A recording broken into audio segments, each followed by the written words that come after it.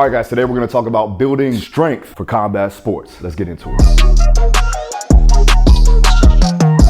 All right, before we go ahead and go on to the video and I explain how to build strength, if you're looking for programs that are specifically designed to build strength for combat sports, check out any one of my programs down below. Link is in the description now to get access to get started. All right, so first I'm gonna go over strength in general and the true definition of strength. When it comes down to it, it's the capacity of an object or substance to withstand great force or pressure. Now that's the true definition of the dictionary version of it. And this is what you're gonna be doing when you're talking about improving on your strength capabilities. Now, strength is multifaceted, right? You have so many different levels of strength. You have special strengths that I'll go over, and then you also have psychological strength, right? You have mental fortitude. That's something that we can utilize to get better, especially in combat sports. It's something you're going to need to do or need to accomplish to improve in the sport. We're gonna talk about the physical capabilities of strength. One, you want to have the ability to resist force and produce force. You also want to have that power over and over again. So we want to be able to not only be strong, but be able to do that for the entire round or for the entire fight, however. So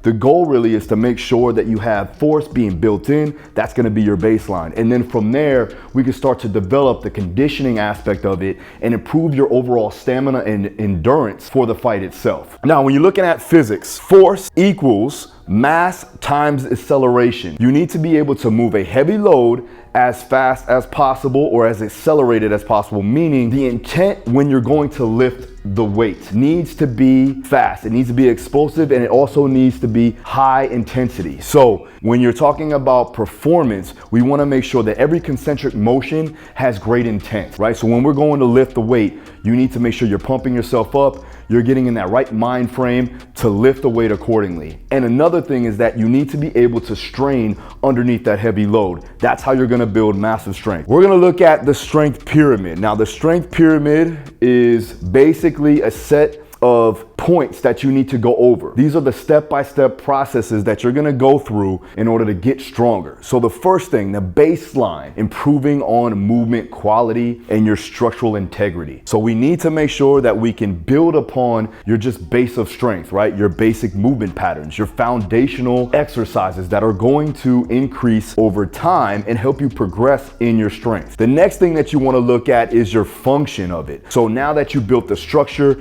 you have good movement quality, now we need to make sure that you're moving very, very well underneath some type of load. And that's gonna go with your exercise selection. You need to make sure that each exercise is appropriate for your joint prerequisites and what you have available for you as an athlete. The next one is gonna be volume and progression of that volume. So that means your sets, your reps, and then also the weight that you're lifting, your overall workload. You're gonna need to know exactly how much frequency you're gonna be able to do, and then also how much overall work are you gonna be able to do in each session throughout the weeks, throughout the months, and throughout the year, to allow you to still progress, but not overly fatigue and slightly get into overreaching or overtraining. The next thing that we're looking at is rest intervals, right? How much rest are you taking in between each set is going to dictate either you working pure strength or maximal strength all the way to more of your muscle endurance work. And that's also going to increase your strength, but just in a different way. And lastly, your tempo, time under tension, the time it takes you to lift the weight, and then also the time it takes you to get through the entire set. The goal is to make sure, depending on what we're trying to work, either hypertrophy, pure strength, explosive power, so on and so forth, we need to make sure that the tempo is appropriate for the stimulus adaptation. So now we're going to talk about the process of progressive overload. Now, progressive overload has been well documented. It's basically how you actually progress in your training, right? And that's basically meaning that every week you're going to go up in weight. Every week you're going to go up in intensity. Every week you're going to try to get better and cause a bigger stress for your body to adapt to. What this means is progressive overloading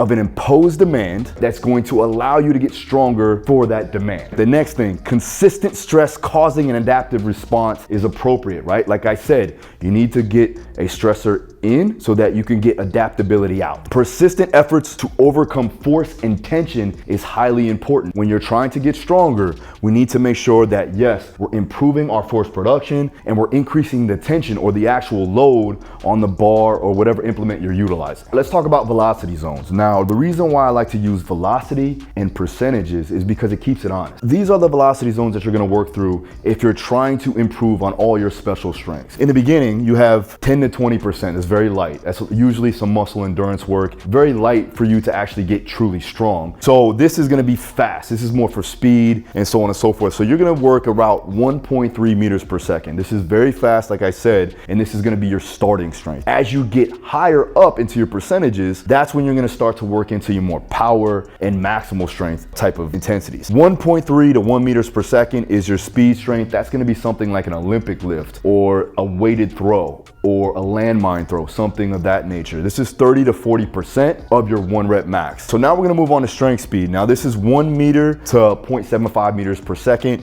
You're looking at 50 to 60%. This is gonna be more of your hypertrophy work. This is where you're gonna start to develop more strength qualities. Now we're getting into more of that heavier, functional hypertrophy range where you're looking at like 5 or 6 reps, 0.75 to 0.5 meters per second. This is accelerated strength, right? So 70 to 80%. Again, you can probably get 5 reps maximally with that 80. And then with 70%, you're looking at, like I said, functional hypertrophy ranges. 90 to 100%, now we're looking at maximal effort. This is something that you're going to build on when you're looking to get absolute strength. So here is your absolute strength ranges. This is gonna be below 0.5 meters per second if you're using a velocity-based device to measure out your velocities. So this is gonna be where you're gonna be living in when you start to peak for strength. Before we get back to the video, I had to make sure that I shouted out my new partners, Transparent Labs. Now, the reason why I decided to go with Transparent was because they're truly transparent. No artificial sweeteners, no preservatives, no artificial coloring. This is something I've been taking for a long time. And people have been asking me, what type of whey protein am I taking? What type of pre-workout am I taking that goes along with battle tested? Well, here it is. So check out Transparent Labs. Link is down in the description and use the code Daru at your checkout. Now, let's get back to the video. Now we're gonna talk about in programming. Without a plan, you plan to fail. So we need to make sure that we have some type of structure, some type of system and tactics to increase your performance and your strength overall for combat sports or for really any other sport. Periodization models. Now, periodization is nothing but a plan of action. This is something that is calculated, it's structured so that you have set focus points for a given amount of time to allow for adaptation to occur and sustain that adaptation. So the first one we're gonna go over is block periodization, right? Very simple. This is where you're gonna have strategic and long duration focus points per cycle. In the beginning, you have an accumulation phase, then you have a transition where you're gonna take a slight deload. And then the next 4 weeks, you're gonna go into a transformation phase. Again, after that, you're gonna do another transition where you get a slight deload. After that, you're gonna go into your realization phase or your peaking phase where you're gonna be solely working on that higher intensity or that power or speed depending on what you're trying to get ready for, right? This is where specificity becomes more of an importance. These last 4 to 6 weeks here is more for specificity of sport, right? Where we're working that said principle. So if you look at it, you got weeks 1 through 4, hypertrophy, weeks 6 through 9 is strength, week 11 through 14, power and speed. Now this can vary and it can change focus points based upon what you're trying to get ready for. But if you were to run a block model and you had an understanding of where you were going to fight, what date that you have for that fight, and you had this amount of time to get ready, you can structure your programming based off of a block model. So for me, that's not as realistic, right? Fighters are usually taking fights on short notice, or they may not know when they're fighting, right? But they have to be ready at all times, plus they're training year round. We do like to do something more of a daily undulation or a conjugate style of an approach. And this is why I started to develop what's called the condensed conjugate model. And I'll go into that in a little bit. But I do want to talk about DUP, daily undulated periodization. Now with DUP, you're basically training multiple functions and multiple focus points throughout the actual microcycle. Let's say for instance, if we're looking at intensities and we're looking at volume overall, we can go in on a Monday and work on our strength. We're working like somewhere around 2 to 4 repetitions. And if you look at that, that's gonna be somewhere around your absolute strength range. So on Monday or day 1, you're gonna be working absolute strength. You'll take a day off, maybe you do some conditioning on Tuesday. Wednesday, you come in and you're going to do a little bit more volume. So now you're going into the 8 to 12 rep range. You come over here, you're looking somewhere around strength, speed, and accelerated strength, because that's the percentages that you're going to use based upon the volume that you're going to be in the actual session. This is going to be more hypertrophy. So now you're looking at building some muscle and building some armor for your body. Thursday, again, maybe some aerobic power work or aerobic capacity training. Now on the last day, this is a Friday, this can be more endurance based. So now you're looking at like 20 to 30 repetitions, and then you can kick this all the way back down to some starting strength or maybe even some speed strength there. But the goal is to get muscular endurance or stamina. So this is good from a fighter standpoint because you're going to need that inside of a fight. And this can be done undulated throughout the week. So the next one we're going to talk about is the conjugate sequencing system, and that's not to be confused with the conjugate method or the West Side method. The conjugate sequencing system was made through the old Soviet Union in the 70s and 80s when they were getting ready for track and field, for weightlifting, things of that nature. They wanted to find a way to where they can maintain the strengths that they've attained and then also focus on other tasks so that you wouldn't delineate on all those strengths. The volume would be increased on an accumulation, let's say, phase, right? So now you would be doing 4 to 6 weeks of accumulation, working in the same zones that you would be for, let's say, power or strength, or it'd be explosive strength in the beginning. Then that restitution phase would be lower in volume, but they would maintain their explosive strength qualities and their percentages. You're looking at right around 30 to 40%. And then the following 4 to 6 weeks, you're looking at accumulating again, but going higher in intensities, now working in more of that maximal power or strength speed work where they're going to be doing that 50 to 60%. And then finally going down to the restitution where you're dropping volume, but maintaining that overall intensity. As you go further on, when you're looking at the West Side model, which is now everybody understands what conjugate is based on that, this is where you're working through multiple training methodologies throughout the given week. Now it's a form of vertical integration where we're making sure that we're hitting every single method of training throughout the entire microcycle so that you do not lose or delineate those strengths that you've gained. So what that basically looks like is throughout the week,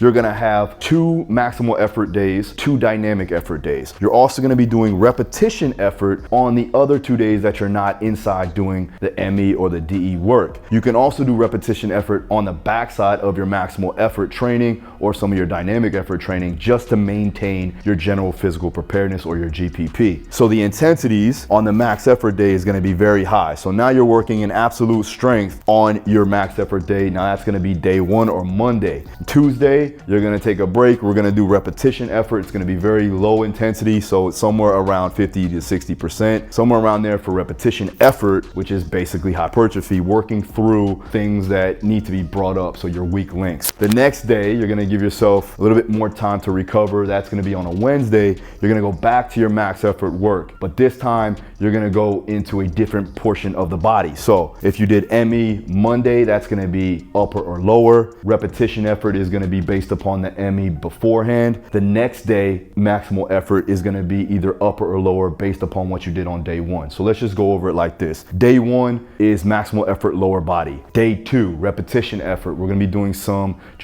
corrective exercises and some cleanup work for the hamstrings, glutes, quads, adductors, so on and so forth. The next day on Wednesday, you're gonna do maximal effort again, but now we're gonna move up to the upper body. So we're gonna be going in that 90 to 100% range, trying to hit a 1 rep max if you can do so. If not, you wanna just strain maximally. So you wanna work absolute strength or absolute force production. Now that could be even an overcoming isometric too as well, especially for fighters getting closer to a fight. The next day, again, you're gonna go into your repetition effort. Now this could also be conditioning for your combat sport athletes, but if you see there, we're giving ourselves 72 hours in between training sessions of your maximal effort and your dynamic effort because it is very central nervous system taxing. Let's say for ME lower, you're gonna go all the way to Friday until you hit your lower body again on a maximal effort range, right? So now you got dynamic effort, which is still, the intent is maximal. Like I said, you have to move with high intent. And now you're gonna be working more speed strength and strength speed, somewhere around that line,